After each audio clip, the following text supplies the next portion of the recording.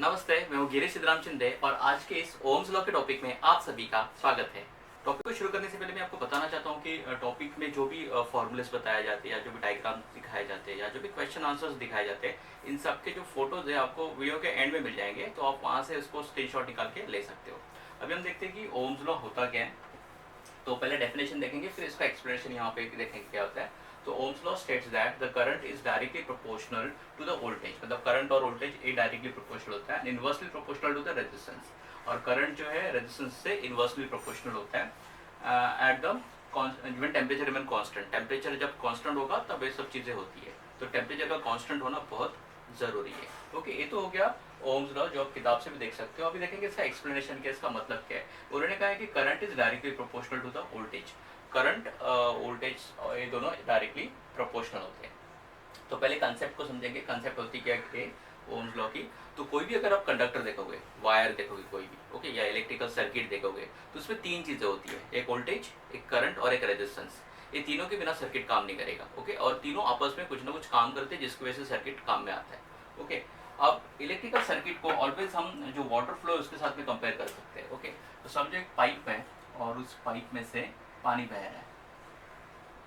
Okay, जैसे wire में से इलेक्ट्रॉन्स बहते हैं वैसे पाइप में से पानी बह रहा है।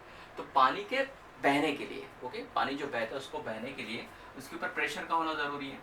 विदाउट प्रेशर पानी बहेगा नहीं। एक एंड से दूसरे एंड में अगर पानी जा रहा है तो उसको प्रेशर की ज़रूरत है। विदाउट प्रेशर पानी आगे बढ़ेगा ही नहीं।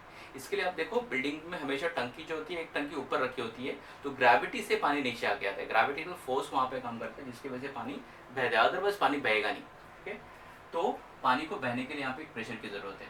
दूसरा, खुद पानी है, उसके अंदर पानी का फ्लो होता है ना, वाटर मॉलिक्यूल्स होते हैं जो वहाँ पे फ्लो हो रहे हैं। और तीसरा, जो भी पानी का पाइप होता है उसमें बहुत सारे रेजिस्टेंस होते हैं। जैसे कि हम नल लगाते हैं उसमें, ओके, तो नल लगाते हैं तो नल क्या हो गया, एक टाइप ऑफ रेजिस्टेंस हो गया जो पानी के फ्लो को कंट्रोल करता है, रोकता है।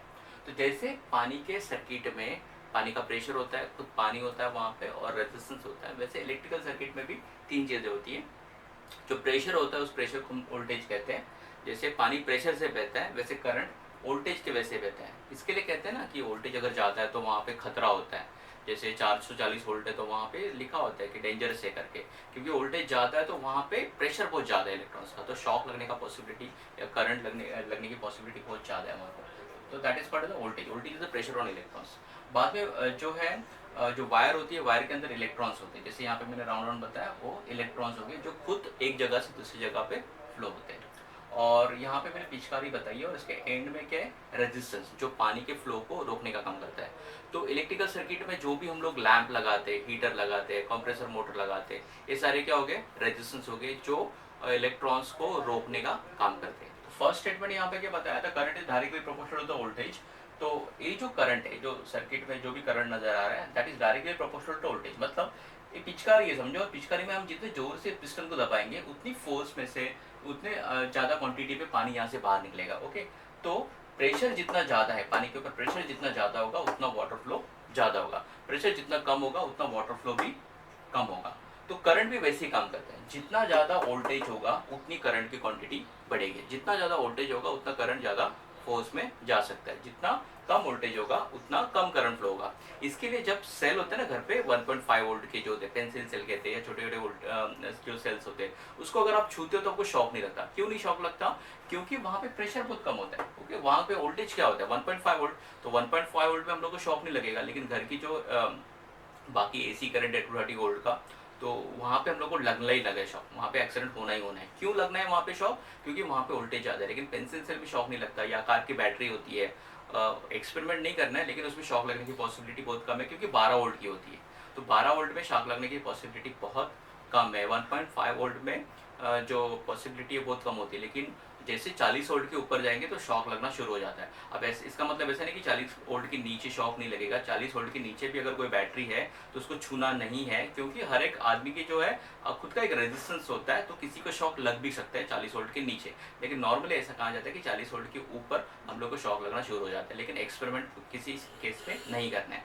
तो खाली एक्सप्लेनेशन का यहाँ पे मतलब क्या है कि वोल्टेज जब बढ़ता है तो करंट का फ्लो बढ़ता है, तो जब हायर वोल्टेज होते हैं तो करंट की बॉडी में से पास होने की पॉसिबिलिटी बढ़ती है, शॉक लगने की पॉसिबिलिटी बढ़ती है। तो जो स्टेटमेंट दिया वो ट्रू है कि प्रेशर बढ़ने से करंट का फ्लो बढ़ता है। तो पिचकारी में हम अगर ज़्यादा प्रेशर से यहाँ पे प्रेशर देंगे तो वाटर फ्लो भी यहाँ पे ज़्यादा होगा, अगर प्रेशर कम कर देंगे तो वाटर फ्लो भी कम होगा, तो करंट भी वैसे ही बहता है, वोल्टेज ज़्यादा होने पे करंट ज़्यादा बहेगा, वोल्टेज कम होने पे करंट भी कम बहेगा। अगर रेलवेज की बात करें जो चलती है तो वहाँ पे वोल्टेज काफ़ी हाई होता है, वहाँ पे 25,000 वोल्ट के आसपास पे वोल्टेज होता है, तो वहाँ पे वोल्टेज हाई होने के कारण वहाँ पे शॉक लगने की पॉसिबिलिटी बहुत ज़्यादा होती है, क्योंकि प्रेशर वहाँ पे बहुत ज़्यादा है। तो ये जो स्टेटमेंट है यहाँ पे हमने देखा कि प्रेशर बढ़ने पे जैसे वाटर फ्लो बढ़ता है वैसे वोल्टेज बढ़ने पे करंट भी बढ़ता है। सेकेंड उन्होंने बताया कि करंट जो होता है that is inversely proportional to the resistance. मतलब ऐसा हम कह सकते हैं कि जब रेजिस्टेंस बढ़ता है तो करंट कम होता है, जब रेजिस्टेंस घटता है तो करंट बढ़ता है। What is resistance? जैसे मैंने कहा कि लोड हो गया ना, कोई भी हम लोग हीटर लगाते हैं, लैम्प लगाते हैं, कॉल्ड एज अ रेजिस्टेंस। तो यहाँ पे मैंने पिचकारी के आगे एक पाइप लगा दिया और मान लो कि ये रेजिस्टेंस है, तो ये जितना लंबा पाइप होगा ओके उतना रेजिस्टेंस इंक्रीज होगा। तो रेजिस्टेंस जब इंक्रीज होगा तो यहाँ पे वाटर फ्लो जो आउटलेट में मिलेगा वो आपको कम मिलेगा। ओके, तो रेजिस्टेंस बढ़ गया तो करंट का फ्लो, वाटर फ्लो यहाँ पे कम मिलेगा।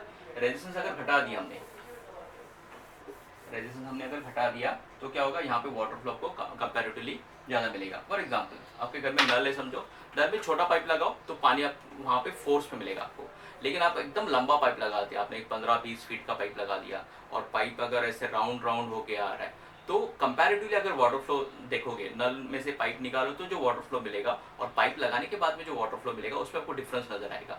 पाइप लगाने के बाद में, लंबा पाइप लगाने के बाद में ऑब्वियसली वहाँ पे वाटर फ्लो जो आपको कम मिलेगा, और बिना पाइप के अगर नल चालू करेगा तो वहाँ पे एंड ऑफ द टैप आपको वाटर फ्लो ज़्यादा मिलेगा। तो यहाँ पे हम ऐसा कह सकते हैं रेजिस्टेंस जब बढ़ेगा तो करंट का फ्लो कम होगा, और रेजिस्टेंस जितना कम होगा उतना करंट का फ्लो ज़्यादा होगा। अब हम ओम्स लॉ का एप्लीकेशन देखेंगे। तो जो भी है एप्लीकेशन, जो भी हम लोग ने फॉर्मूले देखे उसके बेसिस पर एक फॉर्मूला यहाँ पे बनता है, that is voltage is equal to current into resistance, या V is equal to I into R. अब इस फॉर्मूला को यूज करके हम प्रॉब्लम को सॉल्व कर सकते हैं। इसका मतलब हमारे पास में अगर दो वैल्यूज है, ओके, V की वैल्यू है, I की वैल्यू, तो हम R निकाल सकते हैं, या I और R है तो V निकाल सकते हैं। ओके, अब सिर्फ मैं यहाँ पे आपको एक इन्फॉर्मेशन देना चाहता हूँ कि resistive load, what is resistive load, जैसे लैंप है, हीटर है, ओके, उसी के लिए फॉर्मूला ना एप्लीकेबल होगा, ज़्यादा एक्यूरेटली एप्लीकेबल होगा। तो जब आप सम सॉल्व करोगे तो डायरेक्ट एसी या फ्रिज की जो मोटर है उसका रेजिस्टेंस या वोल्टेज लोगे तो इतना एक्यूरेटली आंसर नहीं मिलेगा। उसको कैसे सॉल्व करते हैं वो भी आगे जाके हम स्टडी करेंगे, क्योंकि हम लोग बेसिक स्टेज में हैं, तो हम लोग शुरुआत करेंगे बेसिक चीज़ों से। जैसे कि लैंप है, तो लैंप की अगर वोल्टेज की वैल्यू है तो हम उसका रेजिस्टेंस निकाल सकते हैं या फिर करंट निकाल सकते हैं। Lamp is a resistive load, या हीटर है तो उसका हम क्या कर सकते हैं, रेजिस्टेंस, वोल्टेज या जो भी है करंट की वैल्यू को फाइंड आउट कर सकते हैं। तो अगर आप अप्लाई करोगे इसको तो उससे रिलेटेड अगर कुछ प्रॉब्लम होगी तो वहाँ पे अप्लाई करो, तो वहाँ पे आपको आंसर ज़्यादा एक्यूरेटली मिलेंगे। ओके, तो फर्स्ट प्रॉब्लम क्या दिया है यहाँ पे, फर्स्ट प्रॉब्लम में एक सर्किट दिया है, वोल्टेज की वैल्यू दी है और रेजिस्टेंस की वैल्यू दी है। ओके, तो हम लोग को फाइंड आउट क्या करना है, यहाँ पे करंट फाइंड आउट करना है। तो फॉर्मूला तो सेम है, V इंटू आई आर। तो यहाँ पे लिख दिया मैंने, वोल्टेज की वैल्यू 230 लिख दी यहाँ पे, और रेजिस्टेंस 600 है। अब ये 600 यहाँ पे आगे डिवाइड होगा, और इसको जब आप डिवाइड करोगे तो आपको I यानी करंट की वैल्यू मिलेगी, दैट इज 0.3833। मतलब अगर वोल्टेज 230 है और ये रेजिस्टर है, इसका रेजिस्टेंस अगर 600 ओम है, तो इसमें से पास होने वाला करंट है, उस करंट को हम निकाल सकते हैं, that is 0.3833 ampere. Okay, current का यूनिट एम्पियर होता है।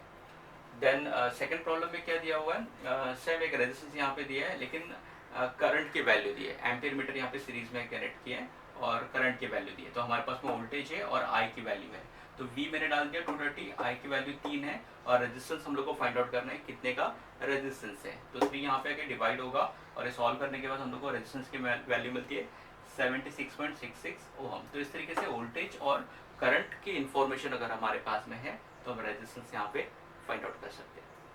और थर्ड प्रॉब्लम में डीसी सर्किट है, यहाँ पे 1.5 वोल्ट वोल्टेज है, 1000 ओम का रेजिस्टेंस है। ओके, तो अभी हम लोग को करंट की वैल्यू निकालनी है। तो same formula V is equal to I R. तो V की वैल्यू 1.5 और I की वैल्यू यहाँ पे हम लोग को फाइंड आउट करनी है, रेजिस्टेंस 1000 ओम। ओके, तो इसको जब हम सॉल्व करते हैं तो हम लोग को करंट की वैल्यू मिलती है 0.0015 एम्पियर।